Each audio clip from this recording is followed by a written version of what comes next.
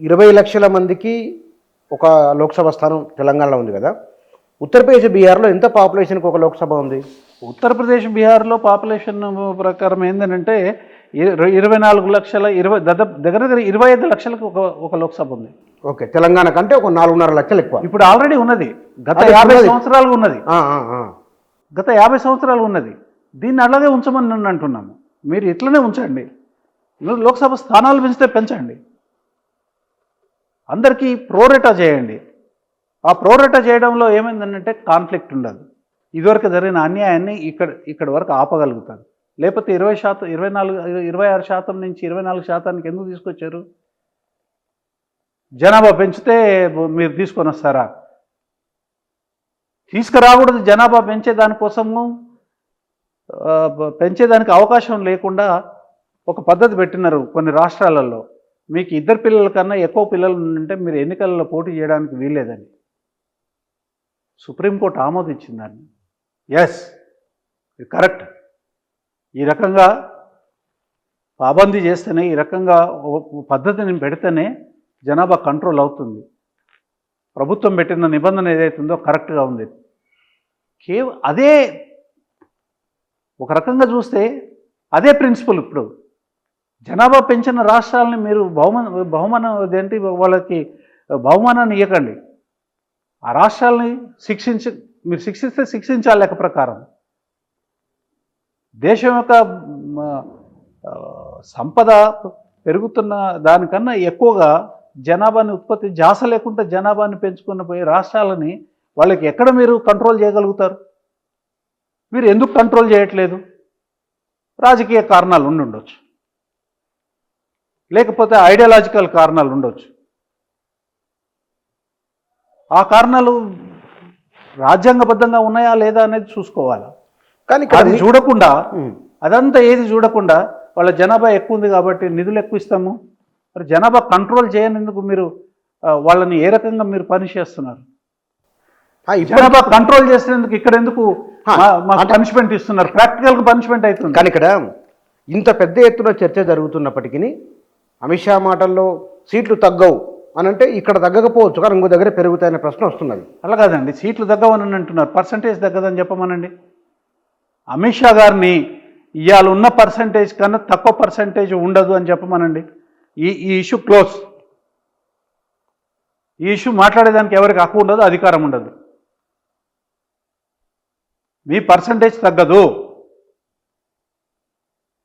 దక్షిణాది రాష్ట్రాల representation percentage ఇవాళ 24% ఉంది. 24%కి 1% కూడా తగ్గదు అని చెప్పమనండి. అది చెప్పరు, చాలా టెక్నికల్గా మాట్లాడతారు. పద్ధతి కాదు కదా. అంటే ఒక దక్షిణాది రాష్ట్రాలే పార్టిసిపేట్ చేయట్లేదండి. పంజాబ్ పార్టిసిపేట్ చేసింది, పంజాబ్ నష్టపోతుంది, ఒరిస్సా నష్టపోతుంది, మిగతా రాష్ట్రాలు ఇంకా అనేక రాష్ట్రాల్లోనే నష్టపోయేది. ఒక 2 రాష్ట్రాలకి 3 రాష్ట్రాలకి పూర్తి మెజారిటీని ఇస్తే ఆ రాష్ట్రాలలో అభివృద్ధి లేదు. 75 సంవత్సరాల అవకాశం ఇచ్చిన తర్వాత కూడా అక్కడ పరిపాలకులకి జాస రాకపోతే, అభివృద్ధి చేయాలనే జాస రాకపోతే వాళ్ళ బర్డెన్ అంతా కూడా మిగతా రాష్ట్రాల మీద నెట్టేదానికోసము వాళ్ళకి సరిపోయే రాజ్యాంగ ప్రకారం కంట్రోలింగ్ స్ట్రెంగ్త్ వాళ్ళ చేతిలోకి పోతే అది ఏ రకమైన ఫలితాలకు దారితీస్తుందో ఆలోచన చేయాలి. ఇందులో పార్టిజాన్ పాలిటిక్స్ లేవండి. పక్షపాత పూరితమైన రాజకీయాలతో మాట్లాడేది కాదు. దేశం యొక్క హితాన్ని దృష్టిలో పెట్టుకొని కఠినమైన నిర్ణయాలు చేసుకోవాల్సిన అవసరం ఉన్నది కాబట్టినే ఇవాళ ఈ విషయాన్ని మాట్లాడుతూ ఉన్నారు. తర్వాత మీరు మొన్నటి మీటింగ్ కూడా చూస్తే మీకు అర్థమవుతూ ఉంది. అది ఏ ఒక్క పొలిటికల్ పార్టీ కాదు, మొత్తం దక్షిణాది రాష్ట్రాలలో ఉన్న అన్ని పొలిటికల్ పార్టీలు కూర్చొని ఒక చర్చ చేయడం జరిగింది. ఈ చర్చ చేసే దాంట్లో ఉద్దేశము ఈ కుర్చగా ఆలోచించే వాళ్ళకి అర్థం కాదు. వాళ్ళు ఏమంటారు, బీజేపీని దక్షిణాది రాష్ట్రాలలో బదనాం చేయడం కోసం మాట్లాడుతున్నారు. ఏముంది ఇందులో? ఎవరిని బదనాం చేసేదండి? మీ చేతిలో అధికారం ఉన్నది, మీరే చేయాల్సింది కాబట్టి మీకు ఒక విజ్ఞప్తి చేస్తూ ఉన్నారు.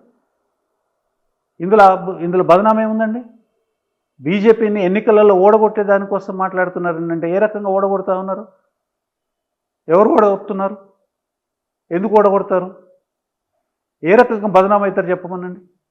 ఎందుకు బదనాం, వాళ్ళకి ఎందుకు దుగ్ధ అంటే వాళ్ళు చేసే ఈ పని ఎంత అయిందంటే 2 ఉత్తరాది రాష్ట్రాలను మేనేజ్ చేసుకుంటే కంట్రీ దిక్కు చూడాల్సిన అవసరం లేదు, వాడు ఎట తెచ్చినా ఏం పర్వాలేదు, ఈ రాష్ట్రాలలో వచ్చే సీట్లతో మేము మెజారిటీతో మేము నడిపించుకోగలుగుతాం అనేది వాళ్ళ ఆలోచన ఉంటే ఉన్నది కాబట్టిగానే కిషన్ రెడ్డి గారు ఆ మాట మాట్లాడినారు. వాళ్ళకి ఆ దురుద్దేశం ఉంది కాబట్టి ఇలా ఆ మాట బయటకు అంటే వచ్చింది. వీళ్ళంతా సౌత్ వాళ్ళే కదా, ఎవరు? కిషన్ రెడ్డి సౌతే కదా. సౌతేనండి. అంటే కావాలని తన ప్రాంతాన అది కాదండి, ఔరంగజేబు పరిపాలించినప్పుడు కూడా ఇక్కడ సౌత్లో ఔరంగజేబు రాజ్యం ఇక్కడ ఉంది.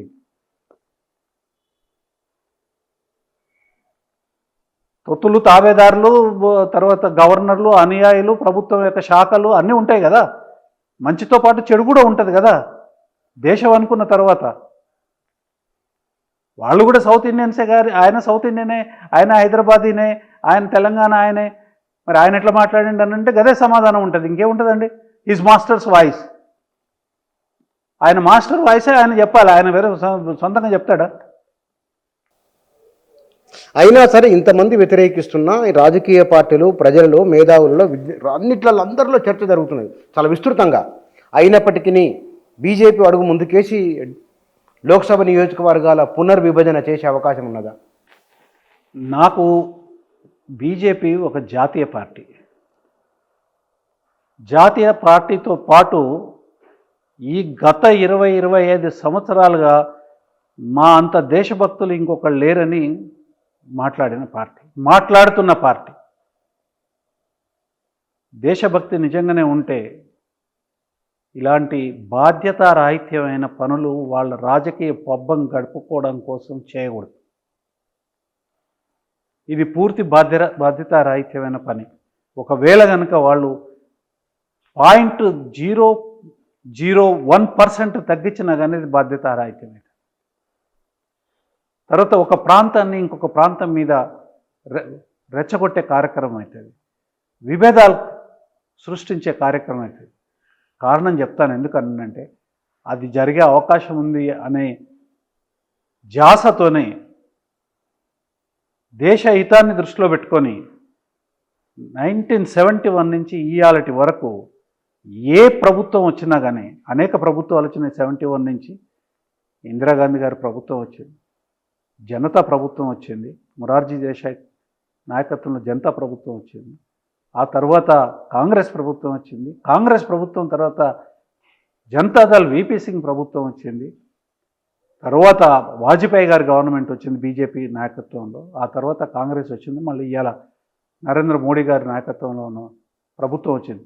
నేను ఎందుకు ఇవన్నిటి రాజకీయ పక్షాలు ఏవి నాయకత్వం వహించినా ఎందుకు చెప్తున్నానంటే, ఇన్ని భిన్నమైన రాజకీయ ఆలోచన విధానాలు ఉన్న పార్టీలు వచ్చినా కానీ ఈ విషయాన్ని 1971 నుంచి ఇయాలటి వరకు ఈ తేనె తుట్టిన ఎవరు కదపాలని ఎవరు అనుకోలేదు. ఎందుకు అనుకోలేదు? కారణం ఏమిటి?